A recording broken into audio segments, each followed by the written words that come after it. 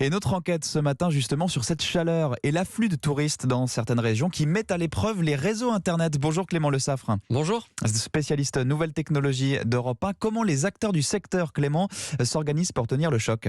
Alors les opérateurs en conviennent tous, c'est une période compliquée. Dans certaines communes, la population est multipliée par 3, 5, voire 10 en quelques jours.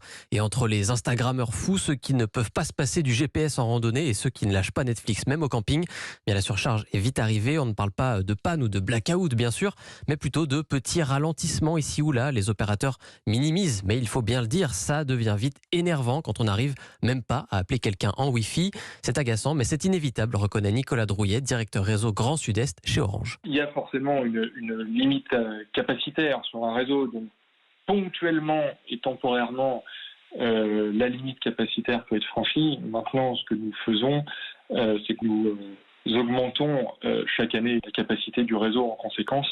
Alors les réseaux sont donc conçus pour absorber un afflux soudain de téléphones et d'ordinateurs, et ce grâce aux données. Elles sont partout. Bouygues, SFR et les autres analysent la consommation des sites touristiques tous les étés.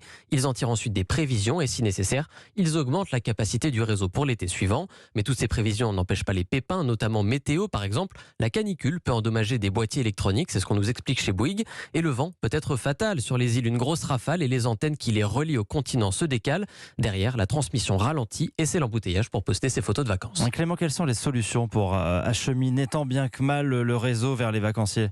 Il y a d'abord le travail réalisé tout au long de l'année. Les opérateurs installent des antennes 4G pour couvrir un maximum de lieux touristiques. Par exemple, Orange a récemment couvert la Vallée Blanche, au-dessus de Chamonix. On est à plus de 3000 mètres d'altitude, mais les 800 000 touristes qui empruntent chaque année le téléphérique pour l'aiguille du Midi sont désormais connectés en 4G jusqu'au sommet. Et puis, il y a les solutions d'appoint, comme les antennes mobiles. Ce sont des équipements installés dans des camions. Il suffit de les relier au courant électrique pour donner un coup de boost au réseau local. Tous les opérateurs en ont. D'ordinaire, ces camions sont utilisés pour les festivals, mais ils peuvent aussi dépanner les stations balnéaires surchargées. Clément Le Saffre, enquête, spécialiste des nouvelles technologies d'Europe 1.